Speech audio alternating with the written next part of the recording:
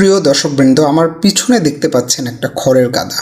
এই খড়ের গাদাগুলো করা হয় সাধারণত গোখাদ্য হিসেবে, এগুলোকে সংরক্ষণ করার জন্য কিংবা জ্বালানি হিসেবেও ব্যবহৃত হয়। এই খড়ের গাদা নিয়ে একটা প্রবাদ রয়েছে যে খড়ের গাদার মধ্যে সূঁচ খোঁজা, যেটা আসলে একটা অসম্ভব কাজ।